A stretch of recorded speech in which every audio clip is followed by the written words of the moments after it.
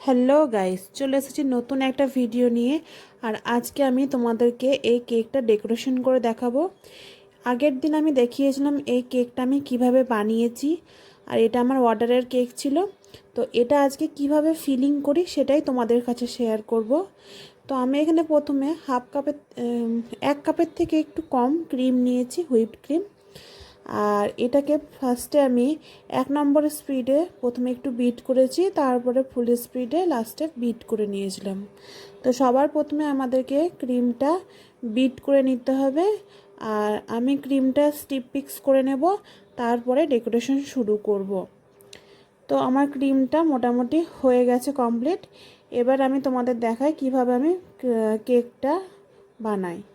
তো আমি যে কেকটা আগের দিন বানিয়েছিলাম তার প্রথম যে লেয়ারটা সেটা ফার্স্টে রেখে দিলাম। আর আমি এইখানে ক্রাশ ব্যবহার করছি। আর আমার অর্ডার ছিল ফ্রুট ফ্লেভারের একটা মিক্স ফ্রুট ফ্লেভারের একটা কেক। তার জন্য এখানে আমি মিক্স ফ্রুট যে ক্রাশ সেটা ব্যবহার করেছি, আর তার সঙ্গে একটু পানি ব্যবহার করেছি। আর এটাকে মিক্স করে নিয়েছি। এটা দিয়েই আমি কেকটা সোকিং করব। কেক যদি সোকিং না করা হয় তাহলে সেটা পরে একটু ড্রাই লাগতে পারে। তার জন্য কেকটা অবশ্যই সোক করে নিতে হবে, তাহলে কেকটা আমাদের ময়েস্ট থাকবে। খুব বেশি সোকিংও করলে হবে না, মোটামুটি একটু হাত দিয়ে দেখতে হবে যে পুরোটাতে যেন আমাদের এই পানিটা থাকে। তারপর এখানে আমি হাত দিয়ে চেক করে নিচ্ছি, দেখো। তারপরে আমি ক্রিমের যে একটা লেয়ার সেটা লাগাবো। আর আমার যে কাস্টমার সে আমাকে বলেছিল যে ক্রিম যেন খুব কম ব্যবহার করি, তার জন্য আমি ক্রিমটা খুব কমই ব্যবহার করেছি। আর আমাকে 1 পাউন্ডের থেকে একটু কম বলেছিল কেকের জন্য, তার জন্য আমি এখানে ক্রিমটা ব্যবহার করেছি কম।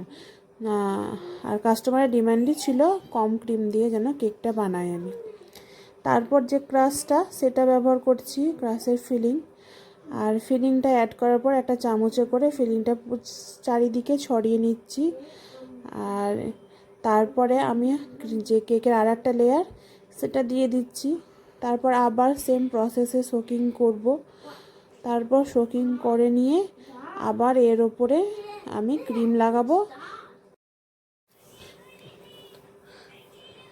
তারপরে আবার এর ওপরে আমি ক্রাশ ব্যবহার করছি। প্রত্যেকটা লেয়ারেই ক্রিম আর ক্রাশ দুটোই ব্যবহার করতে হবে। তোমরা চাইলে এখানে হোয়াইট চকলেট যে কম্পাউন্ড হয় সেটাও ক্রাশ করে দিতে পারো, আমি তো সেটা দিইনি। তারপর আমার ফাইনাল লেয়ারটাও সোকিং করে নিয়েছি। আর এবার আমি এখানে পাইপিং ব্যাগের সাহায্যে পুরোটাতে ক্রিম লাগিয়ে নিচ্ছি। আর এক হাতে ক্যামেরা করছি আর এক হাতে আমি কাজ করছি বলে একটু আমার প্রবলেম হচ্ছে, আর দেখাতেও অসুবিধা হচ্ছে। তো আমি ফাইনাল আইসিংটা করে নিয়েছি, তারপর তোমাদেরকে দেখাচ্ছি। তো আমি এখানে একটা রোজ করে নিয়েছি, ইয়েলো আর অরেঞ্জ কালারের মধ্যে, মানে রেড কালার আর ইয়েলো কালার কম্বিনেশন ক্রিম করে আমি এখানে স্টার নজলের সাহায্যে রোজ করে নিয়েছি। আর পাতাগুলোও করে নিয়েছি সবুজ কালারের এক ক্রিম ভরে নিয়ে। তো সেগুলোর ভিডিও আমার শেয়ার করা হয়নি, কারণ এক হাতে ক্যামেরা করছিলাম তো আর এক হাতে করছিলাম, তার জন্য আমার করতে খুব প্রবলেম হচ্ছিল ভিডিও। আমি যখন ভরতপুরে যাব তখন আমি আমার ভিডিওগুলো ভালোভাবে তোমাদেরকে শেয়ার করতে পারবো। তো এটা মারগ্রামে কেকের ছিল অর্ডার। তারপর আমি কিছু বাটারফ্লাই লাগিয়ে দিয়েছি আর মিডিলে কিছু স্প্রিঙ্কলসও অ্যাড করেছি। তো আর এই কেকটা আমি 230 চার্জ করেছি। আর এই কেকটা কমপ্লিট হওয়ার পর তোমাদের আমি ওজন করেও দেখাবো। এটা 1 পাউন্ডের থেকে একটু কম ছিল, যেহেতু কাস্টমার বলেছিল একটু কমই দিতে, তার জন্য একটু কম দিয়েছি। তার জন্য এটার প্রাইস 230 রেখেছি। আর এটা আমি প্যাকিং করে নিয়েছি, তারপর তোমাদেরকে দেখাচ্ছি ওজন করে।